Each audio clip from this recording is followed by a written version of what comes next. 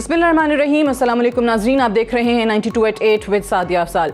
नाज़रीन, जहां पूरी दुनिया में मुख्तलिफ ममालिक बहुत बड़े बड़े फ़ैसले कर रहे हैं कोरोना वायरस के पेश नज़र और किस अंदाज में अपने शहरियों की जानों को बचाना है, इक़दामात मुख्तलिफ उठाए जा रहे हैं। मुस्लिम ममालिक का अगर हम जिक्र करें तो सऊदी अरेबिया समेत मुख्तलिफ मुस्लिम ममालिक ने जो तरावी की नमाज है और जिस तरीके से बाजमात नमाज जुमा है और इससे बढ़ के आगे ईद की नमाज के लिए भी ये कह दिया है कि घरों पर इसकी अदायगी की जाए। जो इज्तमात हैं, मजहबी इज्तमात, उनकी अदायगी पर जो है वो पाबंदी लगा दी गई है।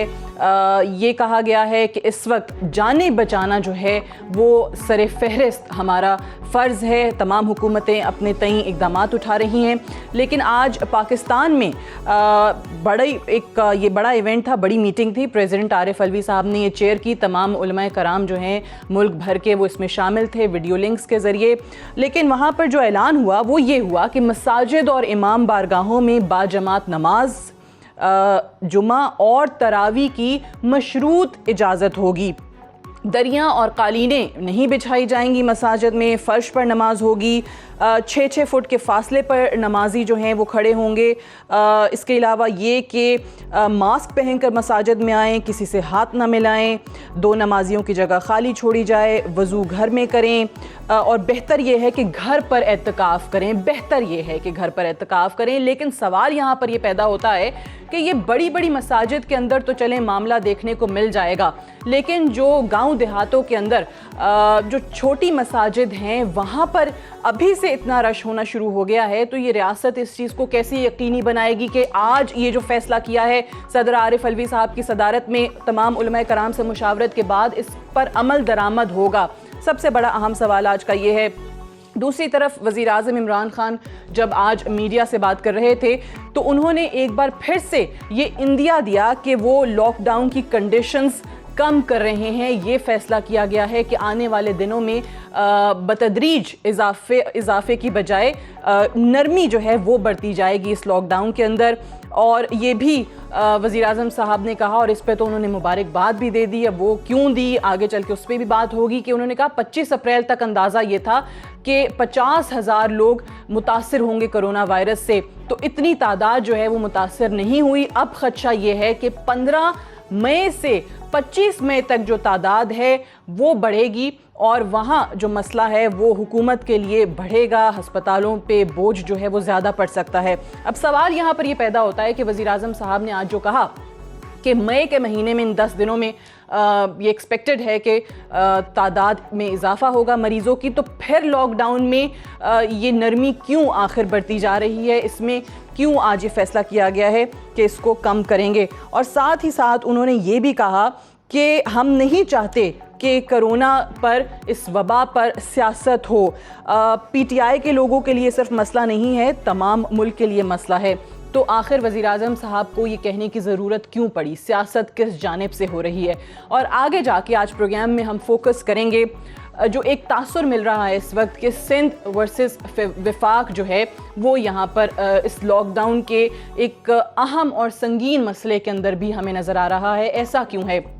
क्या मसला वाकई ये है या मसला कुछ और है? और कराची की जब बात की जाती है तो कराची से अभी भी जिन लोगों को मैंडेट मिला, जिन जमातों को मैंडेट मिला वो MQM है और PTI है, लेकिन ये लोग सिंध के अंदर अपोजिशन में मौजूद हैं। ये जमातें वफाक में तो हैं लेकिन सिंध में नहीं हैं और सिंध में जो हुकूमत है वो पाकिस्तान पीपल्स पार्टी की है। और पाकिस्तान पीपल्स पार्टी पर पहले से ही काफ़ी इल्ज़ामात इस हवाले से लगाए जाते रहे हैं जब भी सिंध की बात होती है। अगर हम शुरू से बात करें 1947 से 1955 तक कराची एक फेडरल एरिया था। 1955 ने सूबों को जिस तरीके से उसके बाद ज़म कर दिया गया, एक यूनिट बना दिया गया। कुल 6 यूनिट्स थे, पंजाब, सूबा सरहद, सिंध, बलूचिस्तान, कराची और बहावलपुर। इसके बाद 1955 से 1969 तक 1 यूनिट चला, फिर याह्या खान ने 1 यूनिट को ख़त्म कर दिया, 4 सूबे बन गए। 1970 के इलेक्शन में अगर हम देखें तो आपको कराची के अंदर 2 जमातें नज़र आती थी, पाकिस्तान पीपल्स पार्टी और जमात इस्लामी। और 1977 के इलेक्शन में भी यही हाल रहा उस वक्त मार्शल लॉ के वक्त।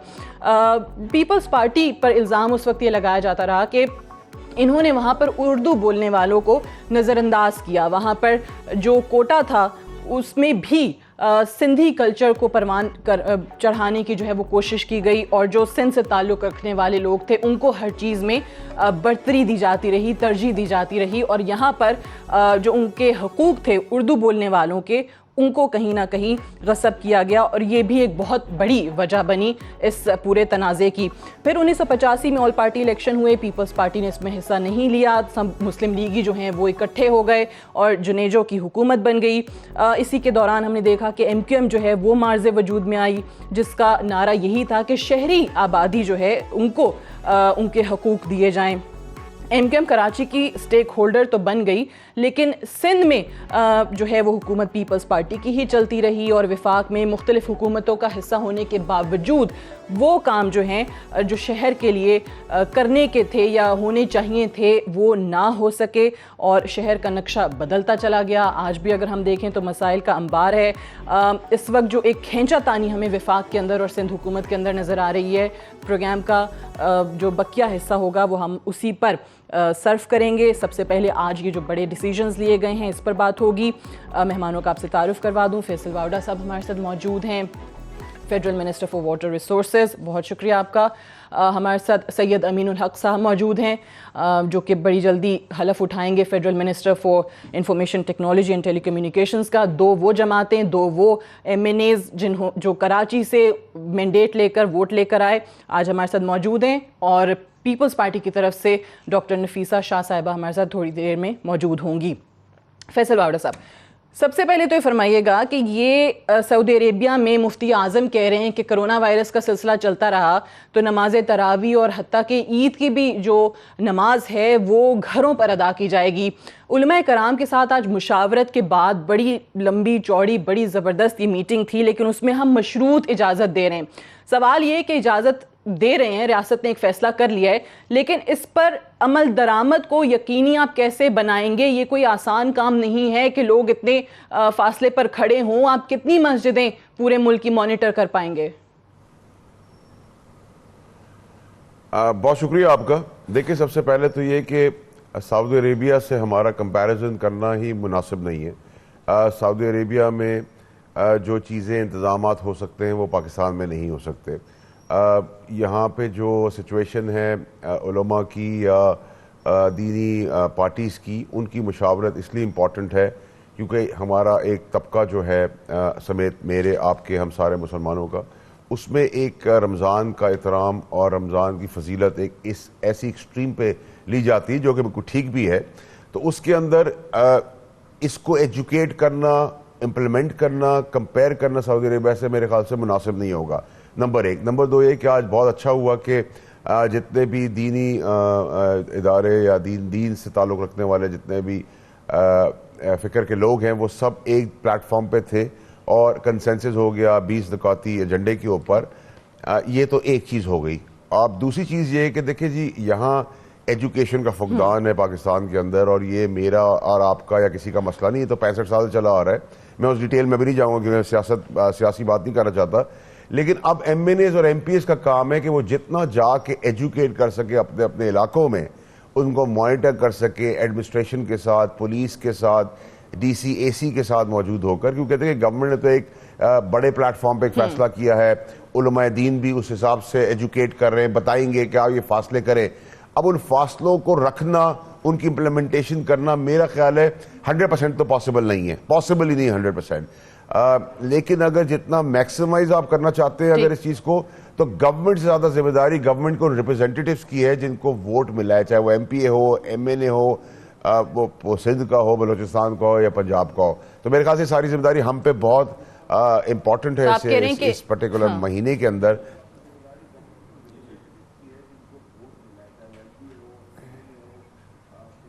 یعنی ریاست کی طرف سے فیصلہ ہو گیا, آپ کہہ رہے ہیں اب جو منتخب نمائندے ہیں وہ اس پر امپلیمنٹیشن کو یقینی بنائیں. امین الحق صاحب, آپ کا بھی پہلے تو اسی پر موقف چاہوں گی کہ ہمارے ہاں بہت ساری چیزیں ایسی ہیں جس طریقے سے پچھلے دنوں مفتی تقی عثمانی صاحب نے اور مفتی منیب الرحمان صاحب نے لاک ڈاؤن پر مزید عمل درآمد کرنے سے انکار کر دیا تھا. انہوں نے لوگوں کو ترغیب دی کہ مساجد میں آئیں.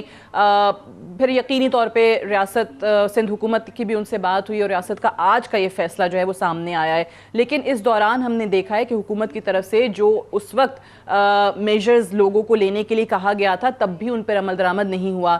آج آپ کو کتنا یقین ہے کہ اس پر لوگ جو ہیں وہ عمل درآمد کر پائیں گے, کیونکہ وزیر اعظم آج خود کہہ رہے ہیں کہ آنے والے دنوں میں یہ کیسز بڑھیں گے؟ سعدیہ, میں سمجھتا ہوں کہ شروعات بڑی خوش آئند ہے. آج علماء کرام کا بڑا میرا خیال صدر مملکت سے ملاقات کی ہے, اور گڈ اینڈ پازیٹیو بات یہ ہے کہ تمام لوگ متفقہ طور پر فیصلہ کیا ہے, اور متفقہ طور پہ جو فیصلے رکھے گئے ہیں میں سمجھتا ہوں کہ مشروط اجازت بھی دی ہے اور فاصلہ رکھنے کی بھی تلقین کی ہے. لیکن ہمیں یہ سمجھنا بھی پڑے گا کہ کیا ہم سعودی عرب کو فالو کریں, ایران کو فالو کریں یا سیریا کو فالو کریں. نہیں, میرا خیال ہے کہ جو پاکستان کا اصل مسئلہ کیا ہے کہ جو پینڈیمک خطرناک طریقے سے بڑھ رہا ہے, اس پہ ہمارا اپنا عمل کیا ہوگا. اس کے لیے جو واڈا صاحب نے جو بات کی ہے کہ منتخب اراکین کو, یعنی منتخب اراکین اسمبلی ہوں یا بلدیاتی قیادت ہو یا جو ٹاپ لیڈر جو سیاسی قیادت ہے, اور اسی طرح آپ میڈیا بھی one of the very very important factor, ٹھیک ہے, ان تمام لوگوں کو عام لوگوں کو ایجوکیٹ کرنے کی ضرورت ہے. گو کہ ہم سندھ میں کیا دیکھتے ہیں, یا ہم اسی طرح ہم نے دیکھا کہ لاہور میں بھی یا ہم نے کوئٹہ میں بھی دیکھا کہ لاک ڈاؤن کی بات تو ہو رہی ہے, لیکن عملاً طور پہ جو لاک ڈاؤن ہونی چاہیے وہ کہیں نظر نہیں آ رہا. گاڑیاں چل رہی ہیں, موٹر سائیکلیں چل رہی ہیں, ایک موٹر سائیکل پہ 3 افراد بیٹھے ہوئے, گاڑیوں پہ لوگ بیٹھے ہوئے ہیں, اور اسی طرح کچھ نہ کچھ دکانیں بھی کھل رہی ہیں. ہمیں ساری امپورٹنٹ چیز ہے کہ لوگوں کو ایجوکیٹ کرنا پڑے گا, سمجھانا پڑے گا, بتانا پڑے گا کہ یہ کتنی خطرناک وبا ہے. اور میں سمجھتا ہوں کہ جب آپ کہہ رہے ہیں دیگر ممالک نے کیے ان سے ہم اپنا کمپیریزن نہیں کر سکتے. یہاں پر جو معروضی حالات ہیں وہ فرق ہیں, وہ مختلف ہیں, لیکن مشروط اجازت پر عمل درآمد جو کہا گیا میجرز لینے کو, اس پر عمل درآمد یقینی بنانے کے لیے منتخب نمائندوں کو اور تمام جو اسٹیٹ مشینری ہے ان کو سامنے آنا پڑے گا. Have to go for a break سے واپس آ کر ڈسکشن کو ہم یہیں سے آگے بڑھائیں گے. Stay tuned.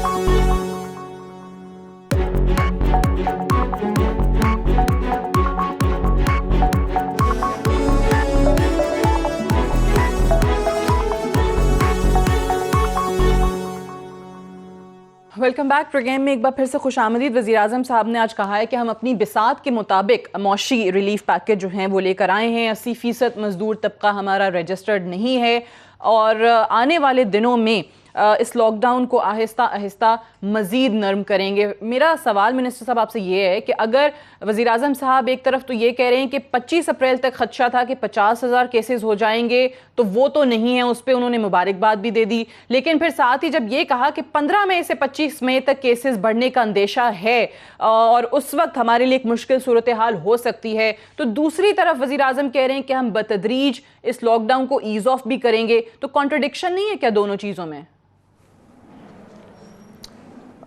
دیکھیں, اس کو آپ کو دیکھنے کی ضرورت ہے, سمجھنے کی ضرورت ہے کہ عمران خان صاحب کس نیچر اور کس ٹیمپرمنٹ کے حکمران ہیں. ایک حکمرانی بڑی آسان ہے کہ آپ لاک ڈاؤن کر لیں, کمپلیٹ کرفیو لگا دیں, گراف آپ کا اوپر چلا جائے گا, مشہوری ہو جائے گی کہ آپ لنڈن امریکہ کی طرح یا فار دیٹ میٹر چائنا کی طرح آپ نے بڑا زبردست اقدام کر لیے. بٹ اس کا اگر بی پلان نہ ہو اور غریب بلبلا اٹھے اور کرونا کے بجائے وہ کھانے کی اور اپنی ڈیلی زندگی گزارنے کے لیے جو اس کو مزدوری سے پیسہ کمانا ہے اس کے ہاتھوں مارا جائے, تو اس کی تعداد کرونا کی تعداد سے کئی زیادہ انٹینسٹی کے ساتھ نظر آئے گی. وہ نمبر کہ کرونا کا اگر 10 لوگوں کا نمبر آتا ہے تو اس کا 100 ہو جائے گا. We need to understand the dynamics of our country. Pakistan میں میجورٹی لوگ, آپ نے بھی جب سے یہ لاک ڈاؤن میں نرمی کا فیصلہ کیا ہے تب سے آپ دیکھ لیں آج اخبارات میں اعداد و شمار بھرے میں ہیں کہ لاک ڈاؤن کے بعد, یہ ایز آف کرنے کے بعد کرونا کیسز کی تعداد میں اضافہ ہوا ہے. دیکھیں جی, میں اس ڈیبیٹ میں نہیں پڑھنا چاہتا اور اس کے پیرامیٹرز میں نہیں پڑھنا چاہتا کہ یہ کیوں ہوا اور کیسے ہوا. میں نے پچھلے ہفتے کئی چیزیں پریڈکٹ بھی کہیں بھی, اور اس میں سے ایک پہلو یہ بھی تھا کہ یہ نمبرز آپ کو نظر آئیں گے اور پھر وفاق پہ یہ بلیم ڈالا جائے گا کہ جی یہ تو لاک ڈاؤن کی نرمی تھی. اگر لاک ڈاؤن اتنا کامیاب تھا پورے پاکستان میں تو پھر تو یہ تعداد ختم ہو جانی چاہیے تھی اور نہ ہونے کے برابر ہونی چاہیے تھی. نمبر 1. نمبر 2 یہ کہ دیکھیں جی صوبہ سندھ کی اگر ہم بات کریں، صوبہ سندھ پاکستان کا حصہ ہے، سو از پنجاب اینڈ سو از بلوچستان اور ایکسٹرا. لیکن پرابلم یہ ہے کہ میں یہ کیسے کہہ سکتا ہوں اگر میں صوبہ سندھ سے بلانگ کرتا ہوں کہ پاکستان کا میرا حصہ وہ نہیں ہے. میں اس پہ بات نہیں کر سکتا. میں مینڈیٹ کا احترام تو کر سکتا ہوں، لیکن میرا کام ہے اور ایم کیو ایم کا کام ہے جن کو مینڈیٹ ملا ہے کہ ہم نشاندہی کریں. اور سیم از دا کیس کہ اگر سندھ گورنمنٹ ہمیں کسی جگہ پہ وفاق میں کہتی ہے کہ آپ یہاں غلط کر رہے ہیں، اس میں مائنڈ کرنے کی کیا بات ہے، برا ماننے کی کیا بات ہے. بٹ یہ ایگزیکٹ پریڈکشن میری تھی لاسٹ ویک جب میں نے پریس کانفرنس کی، اس میں نے کہا تھا کہ جی اس کا مدعا اور بلیم وفاق پر ڈالا گیا، تو let's not play blame games. Number 1. Number 2 یہ کہ اگر آپ لوگوں نے پہلے لاک ڈاؤن کیا تھا سندھ نے اور اس کے نتائج بہت اچھے آئے تھے، اور میں آپ کو بڑا کیٹیگوریکلی کلیئرلی بتا دوں، صرف سندھ کے اندر کراچی اسپیسیفک لاک ڈاؤن تھا. سندھ کے اندر 1% کا بھی کوئی لاک ڈاؤن نہیں تھا، اور اس کی ثبوت آپ کے اپنے کیمراز ہیں. آپ کہہ رہے ہیں صرف کراچی میں نظر آ رہا تھا، باقی سندھ کے علاقوں میں نظر نہیں آیا. اوکے، میں ڈاکٹر نفیسہ شاہ صاحبہ سے بھی اس کا جواب لے لوں، کیونکہ یہ جو بات ہو رہی ہے ڈاکٹر صاحبہ، آج وزیر اعظم صاحب نے بھی کہا کہ آہستہ آہستہ لاک ڈاؤن میں ہم نے نرمی کا فیصلہ کیا ہے. سندھ نے دیگر صوبوں کی نسبت زیادہ لاک ڈاؤن کیا، اس سے انہوں نے کہا کہ مختلف ہماری مہم جو ہیں وہ بھی متاثر ہوئیں. لیکن یہ بھی کہہ رہے ہیں کہ جی یہ مسئلہ صرف پی ٹی آئی کے لوگوں کا مسئلہ نہیں ہے. وہ کہہ رہے ہیں اس وبا پہ سیاست نہ ہو. کچھ دیگر جماعتوں نے مشاورت سے جو فیصلے کیے، بعد میں کچھ اور بیانات وہ دیتے رہے. تو یہ کس کی طرف وزیر اعظم اشارہ کر رہے ہیں؟ کون سی جماعتیں ہیں جو اس مسئلے پر بھی سیاست کر رہی ہیں؟ کون سی سیاست میں پوچھ رہی ہوں، اور اب کون لاک ڈاؤن کی بات کر رہے ہیں وزیر اعظم؟ پریکٹیکلی اسپیکنگ اس وقت ملک میں کوئی لاک ڈاؤن نہیں ہے. انڈسٹری آپ نے پوری آپ نے کھولی ہوئی ہے. ایگریکلچر آپ کا پہلے ہی کھلا ہوا تھا. آپ نے ایکسپورٹ سیکٹر کو بھی آپ نے کھول دیا ہے. اور ایک چیز اب رہ گئی تھی، وہ بھی اب صدر صاحب، مجھے نہیں پتا کس کیپیسٹی میں 3 گھنٹے ان سے علماء سے بات چیت کر کے رمضان کا بھی پلان انہوں نے کہہ دیا کہ اب ہر مسجد جو ہے کھلی بھی ہوگی، اور 20 شرائط رکھی ہیں. اب مجھے بتائیں کہ یہ 20 شرائط جو آپ کا ویکیوم کلین ہوگا، کارپیٹ نہیں ہوگا، یہ ہوگا وہ ہوگا، اس قسم کی ماسک ہوگی، کوئی کھانسے گا نہیں، یہ کرے گا ہوگا، خدا کے واسطے یہ کیا کر رہے ہیں آپ اس ملک کے ساتھ؟ کیا مذاق کیا ہوا ہے؟ ڈاکٹر صاحبہ ایک اور چیز اسی پہ جو آپ نے کہا کہ آج یہ جو پالیسی جو مساجد آپ کے جوائن کرنے سے پہلے بھی ہم اس پہ بات کر رہے تھے کہ should we take it as a uniform policy for all the provinces of Pakistan، یا پھر جو بار بار وزیر اعظم بھی کہہ رہے ہیں کہ صوبوں نے اپنی مرضی سے فیصلے کیے ہیں کیونکہ وہ انڈیپینڈنٹ ہیں 18ویں ترمیم کے بعد، یعنی یہ جو فیصلہ ہے، یہ پالیسی مساجد اور امام بارگاہوں کے حوالے سے، کیا سندھ بھی اس پر اسی طریقے سے امپلیمنٹ کرے گا؟ دیکھیے، جیسے انہوں نے بات کی، سندھ پاکستان کا حصہ ہے. اگر اوپر ایک پالیسی بنتی ہے اور اس پر اگر سندھ سپوزنگ ایک صوبہ رجسٹ کرتا ہے تو اس پر پھر انسائڈ پولیٹیکل پرابلم شروع ہو جاتے ہیں. یہی ہوا کہ یہاں سندھ میں ایک پولیٹیکل بل ہے کہ آپ اسٹرکٹ لاک ڈاؤن کریں، لیکن لاک ڈاؤن اس وقت افیکٹو ہوگا جب سارے ملک میں ہوگا. اگر ہم فار انسٹنس ہم کہتے ہیں کہ مائنز اور منرل جو ہے وہ بند ہونا چاہیے سندھ میں، وہاں تو پھر پورا شور ڈالیں گے کہ جی وہاں خیبر پختونخوا میں نہیں ہے، بلوچستان میں نہیں ہے، آپ نے کیوں بند کر دیا؟ تو ایسے نہیں یہ معاشر ہوگا. اور آپ کا ایک حیثیت ہے، ہمارا ایک ملک میں جو ہے وہ آنا جانا ہے ایک صوبے سے دوسرے صوبے. پالیسی سازی جو ہے آپ الگ ایک صوبے پر نہیں کر سکتے، تو وہ افیکٹو نہیں ہوگا. لیکن بہت افسوس سے کہنا پڑتا ہے، میں بالکل اس بات کی اگر میں یہ کہہ رہی ہوں کہ افیکٹو لاک ڈاؤن ہو، اس کا یہ مطلب نہیں ہے کہ میں چاہتی ہوں کہ لوگ بھوکے مرے.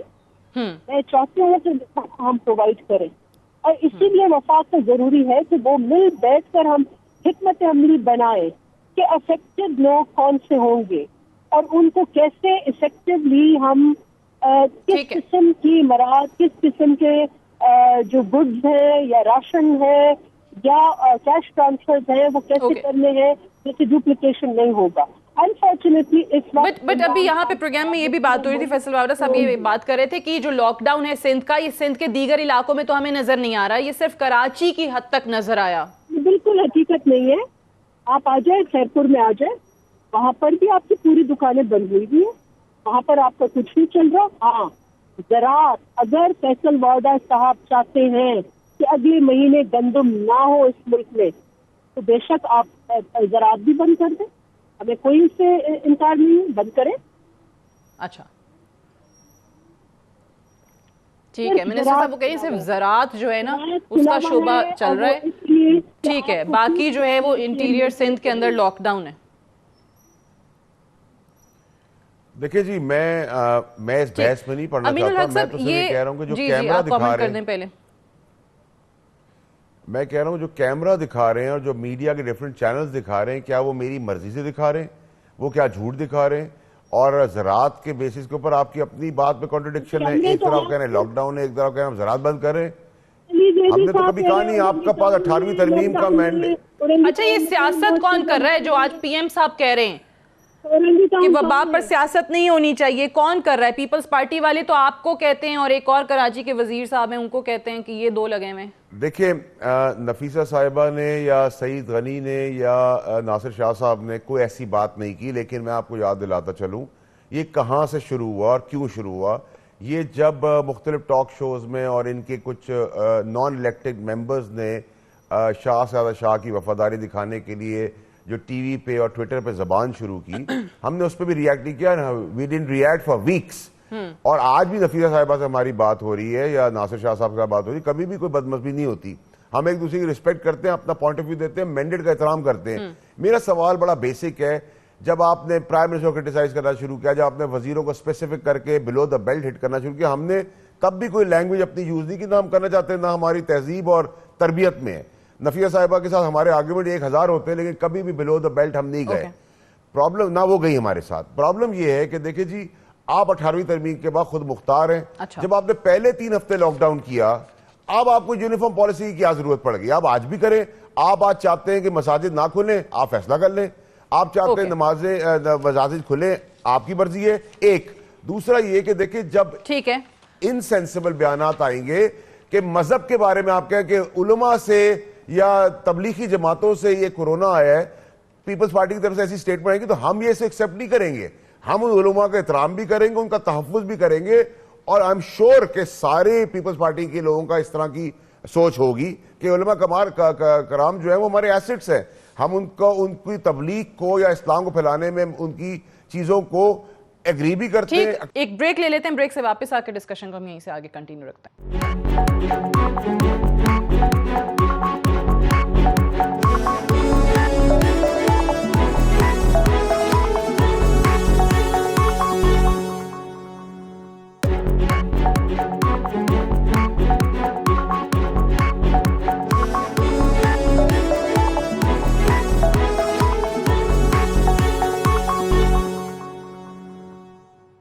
Welcome back. پروگرام میں ایک بار پھر سے خوش آمدید. امین الحق صاحب آپ سے بریک پہ جانے سے پہلے سوال میں کرنا چاہ رہی تھی کہ یہ ایک کنفیوژن البتہ لوگوں میں موجود ہے کہ آیا اس وقت لاک ڈاؤن ہے نہیں ہے. کچھ جگہوں پر لاک ڈاؤن کے اعلان کے باوجود آپ کو یہ تاثر نہیں ملتا کہ اس وقت کوئی لاک ڈاؤن ہے. کہیں جزوی کہہ دیا جاتا ہے، کہیں کچھ وزیر اعظم کہہ رہے ہیں بتدریج اس میں مزید نرمی کی جائے گی. اور دوسرا سوال یہ کہ یہ جو ابھی ہم ڈسکشن کر رہے ہیں، آج وزیر اعظم نے بھی کہہ دیا کہ اس ایشو پر، اس وبا پر سیاست نہیں ہونی چاہیے. تو آخر یہ سیاست کہاں سے ہو رہی ہے؟ دیکھیں 2 سوال ہے. پہلے لاک ڈاؤن کے حوالے سے میں نے پہلے بھی عرض کیا کہ سندھ حکومت نے سب سے پہلے لاک ڈاؤن کا اعلان کیا اور شروع کے کچھ دنوں میں نظر آیا کہ لاک ڈاؤن ہے. لیکن 18ویں ترمیم کے بعد ہوم منسٹری بالکل سندھ حکومت کے پاس ہے، لیکن رفتہ رفتہ یہ محسوس ہونے لگا کہ لاک ڈاؤن کہیں نظر نہیں آ رہا ہے.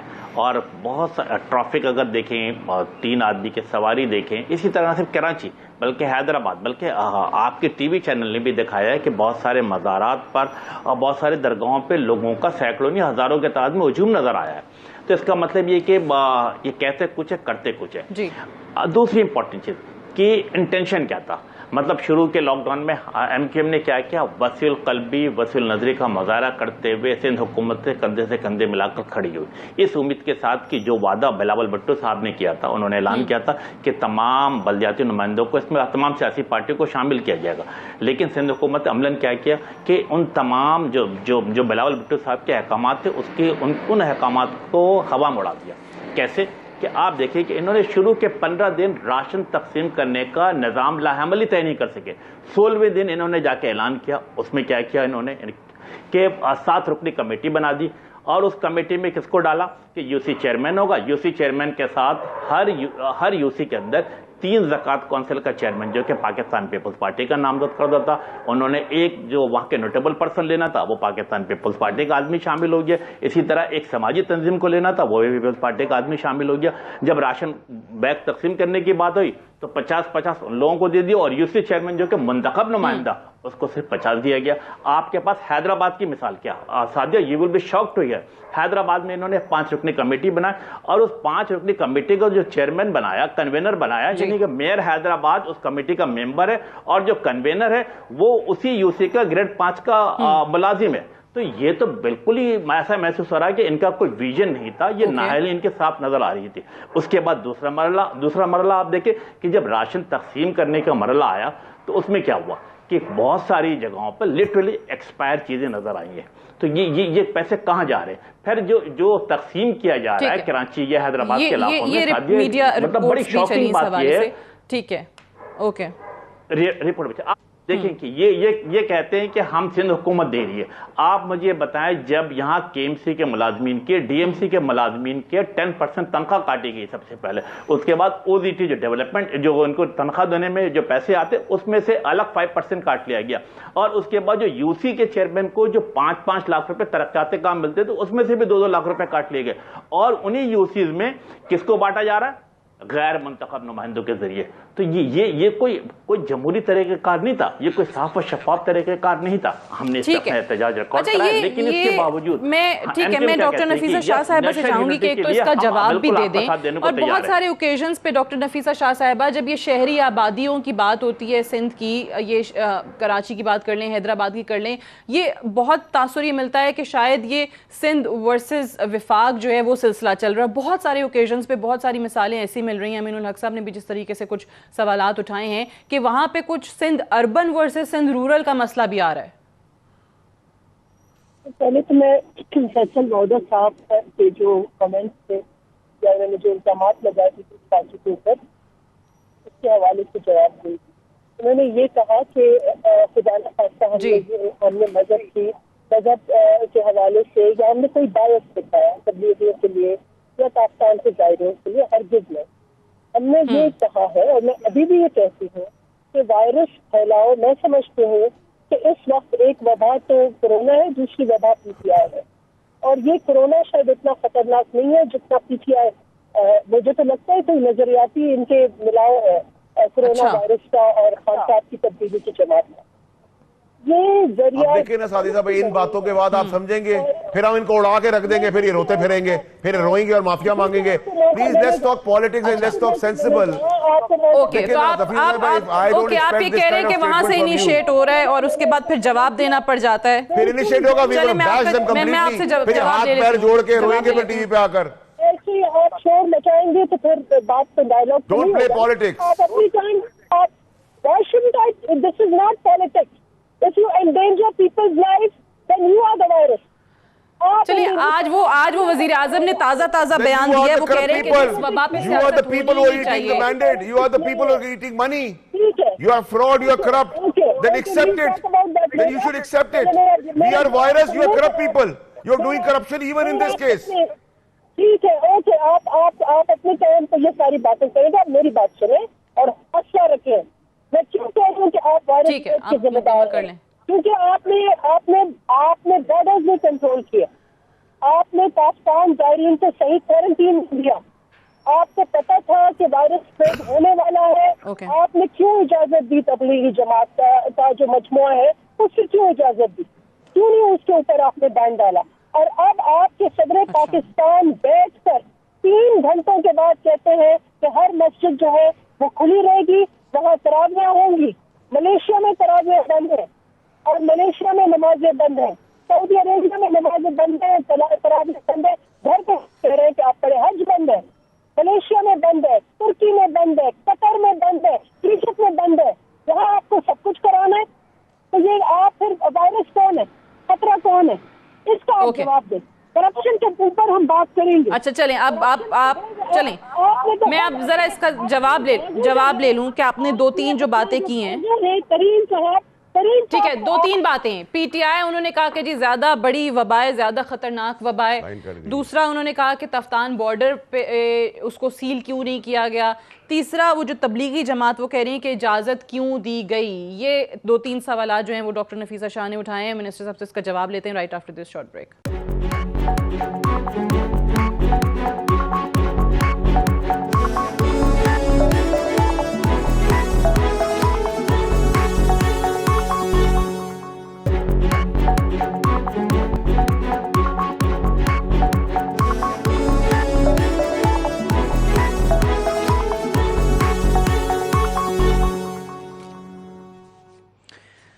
ویلکم بیک پروگرام میں ایک بار پھر سے خوش آمدید. منسٹر صاحب جو ڈاکٹر نفیسہ شاہ صاحبہ نے بریک پہ جانے سے پہلے باتیں کی، میں چاہوں گی ذرا اس کا پہلے جواب دے دیں. ایک تو انہوں نے کہا کیونکہ کوئی پلاننگ ہی نہیں ہے، کوئی ویژن ہی نہیں ہے، پی ٹی آئی کو انہوں نے کرونا وائرس سے بھی زیادہ بڑی خطرناک وبا قرار دیا. تفتان بارڈر سیل نہیں کیا گیا، تبلیغی جماعت کو کیوں اجازت دی گئی، اور یہ بھی کہ لاک ڈاؤن وہ کہہ رہی ہیں کہ صرف اعلانات کی حد تک ہے، کہیں آپ کو نظر نہیں آ رہا ہے.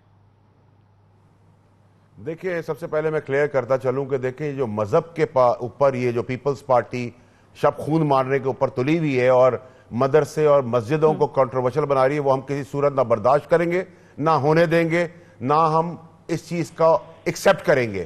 بہت مذاق ہو گیا کہ ہر وقت علماء دین کو، تبلیغ کرنے والوں کو، مسجدوں کی اذانیں دینے والوں کو بہت انہوں نے رگڑ دیا. کبھی کہا ان سے بیماری ہو گئی، کبھی کہہ رہے مسجدیں بند کرا دو. تو کیا کریں؟ مسجدیں بند کرا دیں، مولویوں کو بند کر دے، سب کچھ ان کو پھانسی پہ ٹانگ دے، پھر ان کو چین آ جائے گا؟ یہ اپنی نااہلی، اپنی بے ایمانی، اپنا فریب، اپنا انکمپٹنس چھپانے کے لیے یہ اس قسم کی زبان ٹاک شو میں آ کے شروع کرتے ہیں، پھر ہاتھ پیر جوڑتے ہیں اور روتے ہیں آ کر کہ جی اس پہ سیاست نہ کرے. یہ چاہتی ان کے ہاتھ سے نکل گیا ہے. نہ یہ کراچی میں کچھ کر سکے، نہ انٹیریئر سندھ میں کچھ کر سکے ہیں. اب یہ کہہ رہے ہیں کہ لاک ڈاؤن ہے. جی آپ بند کر دیں پورے پاکستان کو، مسجدیں ہی بند کر دیں، اعلان کریں، کھڑا کریں اپنے سی ایم کو آج پیروں پہ جا کر اور کہیں کہ ہم مسجد کے مولویوں کو بند کریں گے اور مسجدیں بند کر دیں گے اور تبلیغی جماعت کو بند کر دیں گے جن کی آپ کو بڑی تکلیف ہے. ہم ان کا دفاع کریں گے، ہم ان کے محافظ ہیں، ان کو سر پہ بٹھا کے عزت دیں گے ان کو. لیکن یہ تماشا اور ڈرامہ بند کریں. کیا پڑھے لکھے لوگوں سے بیماریاں نہیں لگ رہی؟ کیا آفس میں بیٹھنے والوں سے بیماریاں نہیں لگ رہی؟ کیا بینک میں کام کرنے سے بیماریاں نہیں لگ رہی؟ کیا وزیروں سے بیماریاں نہیں لگ رہی؟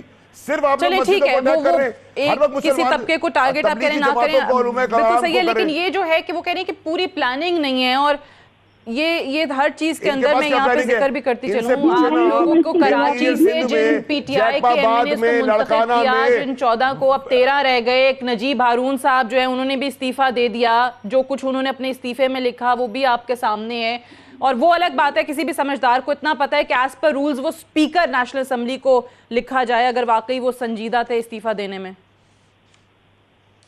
دیکھیں میں اس میں تو کوئی کامنٹ نہیں کروں گا، لیکن میں نفیسہ صاحبہ سے پوچھتا ہوں کہ کیا لڑکانہ میں، جیکب آباد میں، بدین میں، جام شوروں میں، ان سب جگہوں کے اوپر وبا ختم ہو گئی ہے؟ وہاں کے نمبر یہ کیا دے رہے ہیں؟ 6، 8، 20، 15. یہ کیا مذاق کر رہے ہیں؟ کراچی کے اندر آپ مجھے بتائیں پچھلے 3 ہفتے سے کون سا لاک ڈاؤن آپ کو نظر آیا ہے؟ آپ کراچی کے کیمرہ جھوٹ بول رہے ہیں، امین صاحب جھوٹ بول رہے ہیں، ہر پارٹی جھوٹ بولی، صرف سچے یہی ہیں. سارے کے سارے سچے پیپلز پارٹی میں، سارے کے سارے کامیاب فرشتے پیپلز پارٹی میں. کوٹوں کی آپ آبزرویشن دیکھ لیں، چیف جسٹس کی آبزرویشن دیکھ لیں، سندھ ہائی کورٹ نے جو ان کے اوپر 90 ارب روپے کا سٹیٹمنٹ دی ہے. پوری پاکستانی قوم ان کے بارے میں کیا سوچتی ہے؟ ان کے وزراء، ان کے ایم این اے، ایم پی ایز گراؤنڈ پہ نظر نہیں آ رہے، ان پہ کرپشن کی کیا چارجز ہیں؟ یہ ہمیں بھاشن دینے بیٹھ جاتے ہیں. ہر کوئی آتا ہے اٹیک کرتا ہے، پھر کہتا ہے ہاتھ جوڑ کے رو کے کہتا ہے سیاست نہ کرو، ہم کرونا وائرس کو سنبھالیں. جی ہم سب سے بڑی بیماری ہے آپ کی چوری کی، نااہلی کی، انکمپٹنس کی نشاندہی ہم آخری وقت تک کریں گے. اور آپ اگر مسجدوں پہ، علماء دین پر، تبلیغی جماعتوں پہ لیکن آج وزیر اعظم کی سٹیٹمنٹ کے بعد شاید لوگوں کو لگ رہا تھا کہ اب نہ سندھ کی طرف سے کوئی بیان آئے گا اور نہ یہ، لیکن اب بلیم گیم بھی چلتا رہتا ہے. آپ کہتے ہیں کہ وہاں سے وہ لوگ شروع کرتے ہیں، وہ بیان دیتے ہیں، ہم جواب دیتے ہیں. سندھ آپ لوگوں کے بارے میں بات کرتا ہے. آپ مجھے بتائیں کہ اس زبان پہ کیا جواب دیں گے؟ ڈاکٹر صاحبہ کچھ کہنا چاہیے کی بے ایمانی کی چوری پہ پوائنٹ آؤٹ نہ کریں. جی فرمائیے. دیکھیے مجھے نہیں پتا کہ یہ کیوں کراچی کو سندھ سے الگ کر رہے ہیں. مسئلہ یہ ہے کہ ٹیسٹنگ جہاں کہاں پاکستان میں ٹیسٹنگ کم ہو رہی ہے، ٹھیک ہے، اور وہ بھی میں سمجھتی ہوں کہ کیونکہ جوائنٹ جی اپنی حکمت عملی بنا رہا ہے. آج खैरपुर में टेस्ट हुई है, 100 लोगों को निकल आया कोरोना, और वो सारे तबलीगी जमात के हैं। देखिए मजहब की बात नहीं है, अच्छा एक ये जो बात की मैं या चाहूंगी, वो मजहब के नाम पे। ओके ओके ओके, अमीनुल हक साहब आप भी इस पे कमेंट कीजिएगा, फिर मैं मिनिस्टर साहब की तरफ भी चली जाऊंगी इसी पे, क्योंकि ये बड़ा अहम जुमला इन्होंने बोला है और ये पहले भी पीपल्स पार्टी के लोग बात कर रहे हैं कि ये जब भी बात की जाती है तो कराची और सिंध को अलग अलग रख के क्यों बात की जाती है। देखिए बहुत अच्छा असल में पाकिस्तान पीपल्स पार्टी की सिंध हुकूमत खुद इस बात पे अमल करती चली आ रही है कि कराची को अलग कर दिया। अब वो कैसे? ना कराची के अवाम को नौकरी दी जाती है, ना कराची के अवाम को प्रोफेशनल कॉलेजेस में दाखिला दिया जाता है, ना कराची के लोगों को डेवलपमेंट काम किया जाता है, कराची के अवाम को पानी की बूंद बूंद को तरसाया जाता है, कराची के अवाम का ट्रांसपोर्ट का निज़ाम धर्म भरम कर दिया गया है। वो बेचारे आज से एक सदी पहले जो चिंची रिक्शा चलता था उसके ऊपर सफर कर रहे होते हैं। कराची में फ्लाईओवर नाम की चीज नहीं है। इसी तरह जब कराची में अभी अर्बन डेवलपमेंट पैकेज की बात हुई तो इसमें भी वफाक की तरफ से तो हेल्प नजर आती है, लेकिन सिंध हुकूमत की तरफ से zero multiply by zero equal to zero नजर आता। और अभी आप देखिए कोरोना वायरस के मामले में क्या हुआ कि जब राशन की तकसीम हो रही है तो इसमें भी कराची के अवाम को पीछे रखा जा रहा है। जिस तरह मैंने आपको मिसाल दी कि हैदराबाद के मेयर को मेंबर बनाया जाता और ग्रेड 5 के मुलाजिम को कन्वेनर बना दिया जाता है। आप क्या करना चाह रहे हैं? आप क्या मैसेज देना चाह रहे हैं? आप ये तासुर देना चाहते हैं कि कराची हैदराबाद सक्कर सिंध का हिस्सा नहीं है? आपको ये खत्म करना होगा। आपको तमाम लोगों को साथ लेके चलेंगे। अगर साथ लेके चलेंगे तो इंशाअल्लाह ताला मुल्क तरक्की करेगा, पाकिस्तान तरक्की करेगा। यानी ये जो पहले बात और सवाल के तौर पे मैं करने की कोशिश कर रही थी कि ये बहुत सारी जगहों पे सिंध वर्सेस विफाक का इशू बनाया जाता है, लेकिन आप ये कह रहे हैं कि सिंध के अंदर सिंध रूरल और सिंध अर्बन ये भी आपस में एक इशू बना हुआ है। मिनिस्टर साहब इस पे कमेंट करना चाहेंगे, क्योंकि ये कराची को उनका सवाल आपसे भी यही था कि जी क्यों सिंध से अलग कर रहे हैं, और आप और अमीनुल हक साहब जो कराची से इलेक्टेड नुमाइंदे हैं वो जाहिर है सिंध में तो आप लोगों की जमातें अपोजिशन में बैठी हैं, तो you guys can't do much. मेरी प्रॉब्लम ये है कि 2 करोड़ का शहर है कराची, उसको इनकी हुकूमत ने 12 करोड़ रुपए दिए और इंटीरियर सिंध में 1.25 करोड़ आदमी है, उनको 40 करोड़ रुपए दे दिए। तो ये तो तासब कर रहे हैं। ये उर्दू स्पीकिंग को वर्सेस सिंध को लाके खड़ा कर रहे हैं, कराची वर्सेस सिंध लाके खड़ा कर रहे हैं। ये उर्दू स्पीकिंग को भी हिट कर रहे हैं। अगर राशन देना है तो पीपल्स पार्टी के हल्के में दे दे। हमने तो नहीं कहा 8187 पे पीपल्स पार्टी वाला नहीं कर सकता, एमकेएम वाला नहीं कर सकता, एएनपी वाला नहीं कर सकता। तासुब तो ये शुरू कर रहे हैं, सियासत भी शुरू कर रहे हैं, उलमाए दीन को भी अटैक कर रहे हैं, उसमें चोरी भी कर रहे हैं, एक्सपायर्ड माल भी दे रहे हैं। सवाल भी करो तो कहते हैं रो के हाथ पकड़े कहते हैं कोरोना पे सियासत ना करो। और भाई कोरोना पे सियासत नहीं करे, हम आपका खड़े, खुदा का वास्ता है हम आपकी तनकीद करें। उस तनकीद का 35 साल में आपको फर्क नहीं पड़ा। इस वक्त लोगों की जानों से ना खेलें, आप एक्सपायर्ड माल ना दें, आप 1000 रुपए ना खाएं, आप बजट ना खाएं, आप कराची और हैदराबाद और सिंध के साथ फर्क ना करें, आप उर्दू स्पीकिंग और सिंधी स्पीकिंग के अंदर फर्क ना करें। हमने तो कोई फर्क नहीं किया। ये तासुब है, ये इंप्रेशन देना। कराची सबका शहर है, हर जबान वहाँ बोली जाती है, सिंधियों का भी शहर है उतना ही जितना उर्दू स्पीकिंग। आप ये तासुब ना दिखाएं तो ये क्योंकि 12 करोड़ रुपए क्यों दिए शहर को आपने? 40 करोड़ रुपए क्यों दिए इंटीरियर को? सिंध के साथ एक ही हिकमत अमली है और हम ये चाह रहे हैं कि पूरे मुल्क में एक ही हिकमत अमली हो। और लेकिन आपकी इस वक्त जो हिकमत अमली है वो सारे मुल्क में आप स्प्रेड कर रहे हैं। ये इनको तो देखिए बेनजीर इनकम सपोर्ट प्रोग्राम को जो इन्होंने तबाह किया है, लेकिन ये तासुब जो है आप दोनों का एक दूसरे पे इल्जाम वहां से फैलाया जा रहा है, हरगिज नहीं होना चाहिए। I have to wind up here. Faisal बावड़ा साहब, डॉक्टर नफीसा शाह साहिबा, सैयद अमीनुल हक साहब, बहुत बहुत शुक्रिया प्रोग्राम में आज ज्वाइन करने के लिए। That's all for tonight. I will see you tomorrow इंशाल्लाह। इजाजत दीजिए, खुदा हाफिज।